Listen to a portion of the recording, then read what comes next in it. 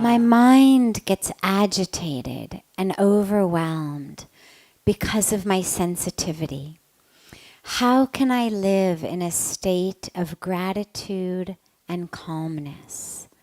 How can I live in my true self and stop the process of adding more negativity? Whether you consider yourself sensitive or not, either way, the mind gets agitated and overwhelmed. This is a product of the mind. What to do with it? Well, we've spoken a lot over the last couple of nights about dealing with the monkey mind. How do we take care of the mind? But what's most important is our awareness first that we are not the mind. So simply having the ability to say, my mind is agitated, is actually a huge step in the right direction. What most of us say is, I'm agitated, I'm stressed, I'm overwhelmed, I'm angry, I'm in a bad mood, I'm whatever. So simply to understand my mind is agitated means, well, there's a part of me that's not my mind. Mind that was agitated, okay. But the one who says my mind is separate. And that separation from who I am to the body, mind that I have is the key to whether we say enlightenment, whether we say awakening, or whether we simply say peace and joy. Because all of that which causes suffering is due to me identifying as the body and the mind. So I think I am this physical body. I am my name, I am my culture, I am where I come from, I am the color of my skin. I am what I look like, I am my bank account. I am whether I'm successful, whether I'm a failure. I am my relationships. मैं उसकी पत्नी हूँ, मैं उसकी माँ हूँ, मैं उसकी बेटी हूँ. I'm this one's mother, this one's daughter, this one's sister, this one's wife, this one's husband, this one's boss. As I identify as that, it leads to suffering. Because everything that I see in the outer world,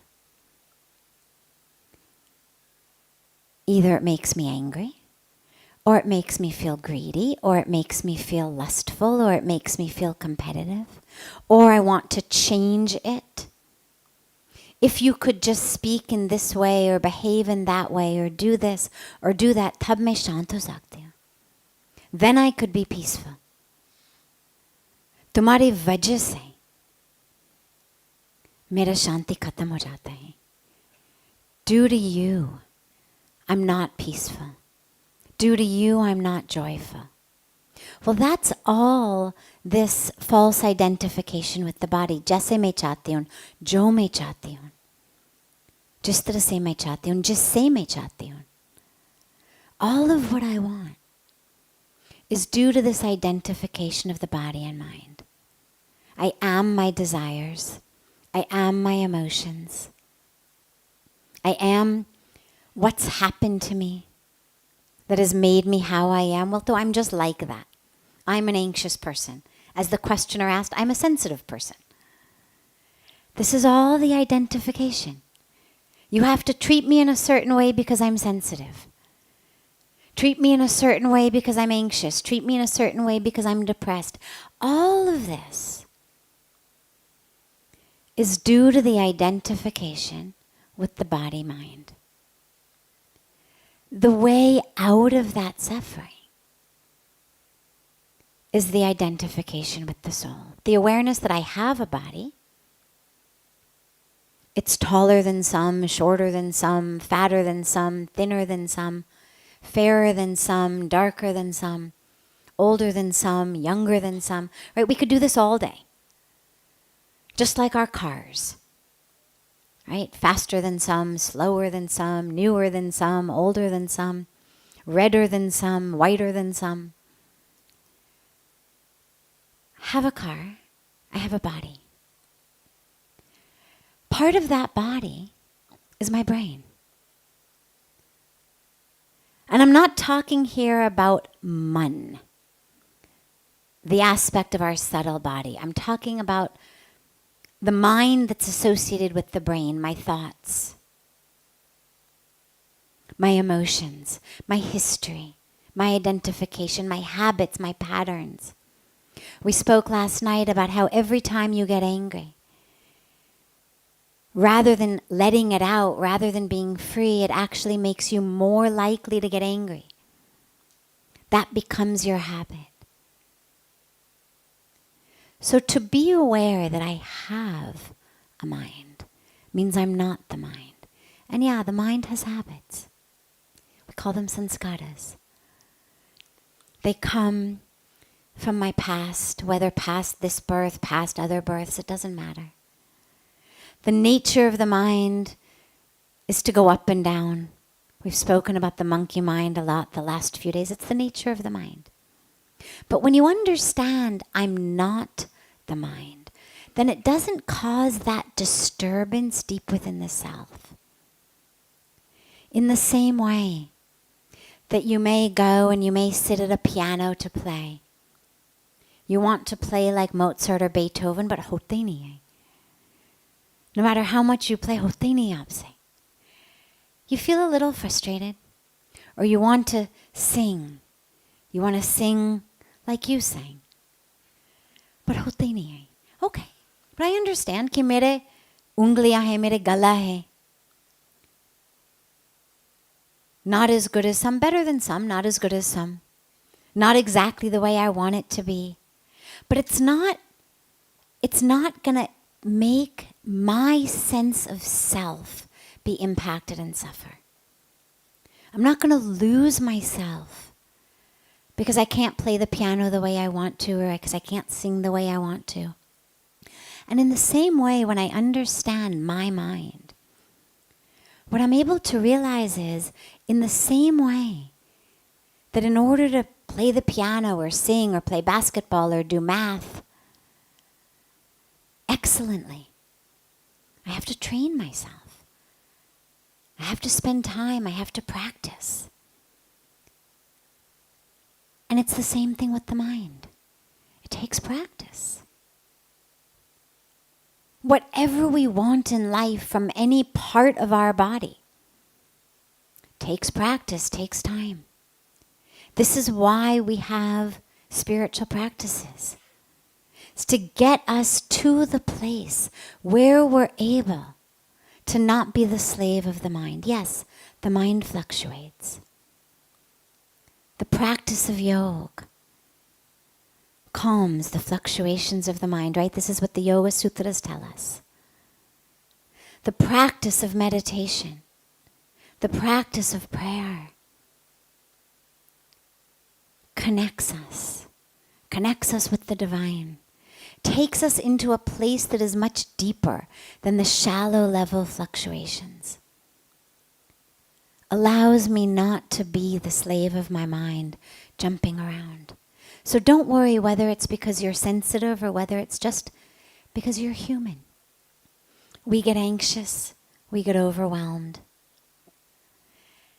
The spiritual practice we do enables us to identify not as the anxiety, not as the overwhelm, not as the anger. Because where does anxiety or overwhelm come from? It comes from that identification. I want something. Agar nahi hoga to, if my child doesn't get into the college I want him to go to, if I don't get into the college I want to go to, if I don't get the job I want, तो फिर उसके बाद क्या होगा? तो फिर anxiety शुरू होता. The anxiety comes क्योंकि I want something. And I'm worried कि शायद नहीं होगा, शायद नहीं मिलेगा. That aspect of maybe it won't happen is what causes anxiety. Or if I'm not able to make it happen. I've told you 100 times how to treat me. Why can't you treat me this way? Why don't you clean your room? Why don't you do the dishes? I was so peaceful before you came home. Now look, you've stolen my peace. Nobody has stolen our peace. We have thrown our peace in a trash can. All the other person simply did was drop a sweater on the floor or drop all their clothes on the floor. Not do the dishes, not take out the trash, not get a good mark on an exam. That's all they've done. They haven't reached inside you and grabbed your peace. What has happened is we have taken our peace and voluntarily we have hooked it into whether you clean your room, whether you do the dishes, what grade you get on the exam, how much money I'm making, how much I weigh, how people treat me, whether I achieve my vision of success. I have reached inside myself and said, take my Shanti and hook it in. Hook it into what you do. Hook it into the people around me. Hook it into the stock market. Hook it into the traffic. That's my decision. And this is where the spiritual practice says no. My peace is a product of my awareness. That I'm not whether you clean your room, I'm not a clean room, I'm not a sink full of done dishes. I'm not my child's education or my own education. I'm not the money in my bank account. So who I am doesn't have to go up and down with these things. Who I am is stable. Who I am is eternal. Who I am is consciousness. Divinity. And so simply being aware of my mind is a very important first step. And then when you know my mind, that's when the training begins. Okay, why do I get anxious? What is it I'm expecting of the world that my peace is worth throwing away when it doesn't happen? It's a tragic irony. Ijjat to chale gaye, paisa to chale gaye, rishta chale gaye, clean dishes chale gaye, clean room chale gaye, ab main apni shanti bhi phenk दूं. It's really tragic. All of that has already happened that I had no control over. And now I've taken the one thing I do have control over and have decided to throw it in with that.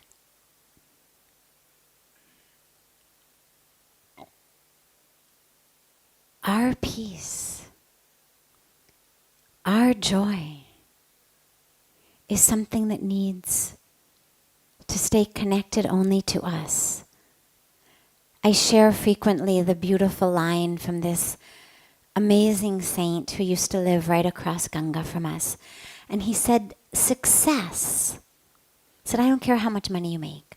Success, the only definition of success that matters is how you respond. How you respond to the inevitable times when the universe does not act the way you think it should.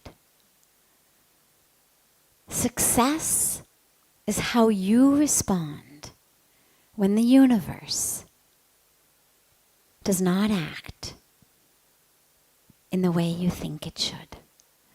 That was Puja Swami Dayanandji Maharaj, who used to live here. And that's our vision of success. And if I hold that, then now my peace becomes paramount. Other people may be moving through their own karmic package in whatever way they do. Whether it's with anger, whether it's with greed, whether it's with cheating, whether it's with betrayal, whether it's with negativity. But my peace, my joy, my spiritual grounding is first and foremost to me. No, I am not prepared to hook it into what you do. I'm not prepared to hook it into your karmic package and how you choose to deal with it. Because that's what's going on. We all have our own karmic packages. And we're all working through them. And they usually involve some version of greed and anger and fear and confusion.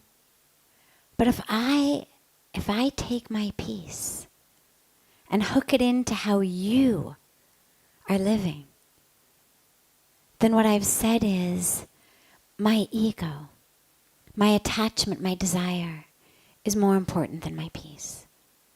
And it's just not. And that's a choice we all have to make. Is my peace, is my joy, is my spiritual life less important than whether a room is clean? Is it really less important than if the dishes are done? I mean, really?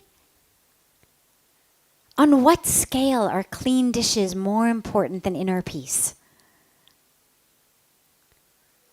On what scale is a clean room, or flowers, or chocolates, or whatever it may be that we're getting, we're not getting, that's causing our tension? The fluctuation of a stock market, the fluctuation of other people's moods, the fluctuation of our weight, of our skin tone, of how we measure up to the beauty of our culture, which keeps changing. Is that really more important than our peace? Of course not. Because crazily enough, the peace and the joy is what we're looking for. If you say to somebody, Acha, why do you want to be rich anyway? Chalo tika maan lo. You're anxious. Kyunki paisa chahiye. Paisa nahi hai, you want paisa. Okay. Why do you want money? Kyunki fir main khush ho jaungi. Fir shanti milega. Right? This is the irony. Jo shanti abhi mera paas hai. I'm throwing it away to run after money ताकि थोड़ा सा पैसा मिलेगा, फिर मैं शांत हो जाऊंगी, फिर मैं खुश हो जाऊंगी. You see the craziness of this. I have peace. I have peace in this moment. If I can let go of the attachment to how I think things should be. Whether it's the number in my bank account or anything else. It's my own attachment to that that's stealing my peace. So if what I want is peace, well, we can have it right now. All we have to give up is our attachment to that which we're holding with a death grip because we're convinced that that's the thing that's going to bring us peace. That's the thing that's going to bring us joy. I just have to get that. And this is the vicious cycle that most people live in. And whether it's our physical health or our mental health, I think it was His Holiness the Dalai Lama who said, you know, that the tragic irony these days is we give up everything in the service of wealth. And then we try to use our money to buy it all back. So we give up our health, physical, mental, spiritual. We give up our happiness. We give it all up to run after money. And then we try to use the money that we have to buy back our health, to buy our happiness.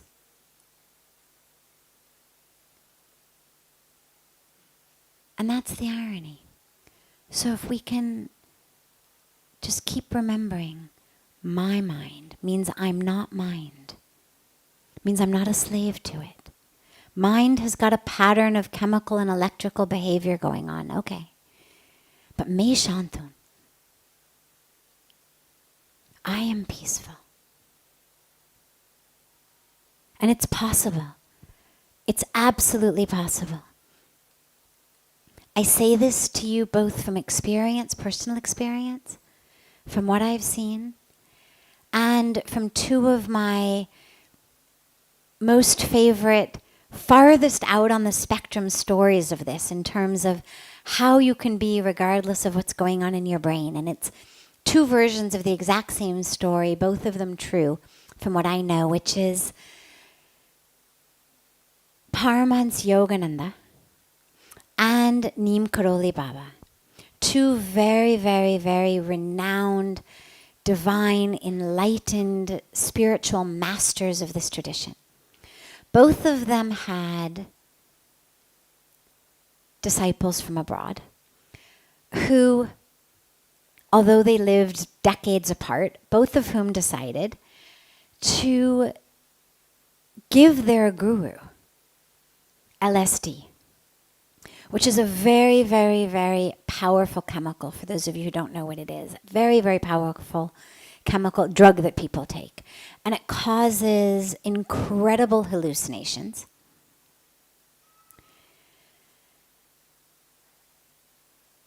Whether Neem Karoli Baba, whether Paramahansa Yogananda, neither of them was impacted at all. And both of their disciples tell stories and have written books about how, and for both of them, it wasn't just one, it was like 2, 3, 4. I think Neem Karoli Baba was given like 4 hits of acid. Went on about his day. They said it was impossible to tell that anything had been given to him. Same was the story with Yogananda. And I share this only because we feel like the slaves of a brain that has, a slight imbalance in serotonin or a slight imbalance in dopamine or a slight imbalance in some of the neurotransmitters. Temporary. Our chemicals are not maybe exactly what we would like them to be.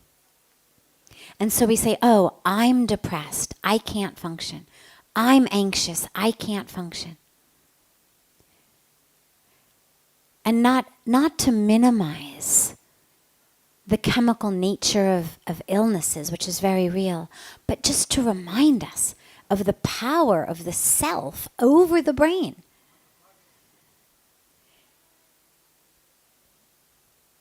A little bit of serotonin or dopamine here and there, slightly less or slightly more than we'd like, is nothing compared to the impact of 4 hits of LSD on your brain. And if they could go on about their life exactly the same way, just as peacefully, just as mindfully, just as grounded, it means we have the power. I'm not saying don't make the best use of all of the options that we have for healing. That's a different subject. But just in terms of knowing who's in charge, me or my mind, me or my brain, and recognizing the farthest end of the spectrum potential of when you really recognize, it's just my brain. Okay, it's having some things happen to it, but I'm here. I'm grounded. I'm centered. I'm peaceful. I'm joyful. And if we all can move just a little bit in that direction, most of us don't get slipped 4 hits of LSD during, our day. If we can manage just the fluctuations of the normal brain waves, we can be the masters of our own peace, our own joy.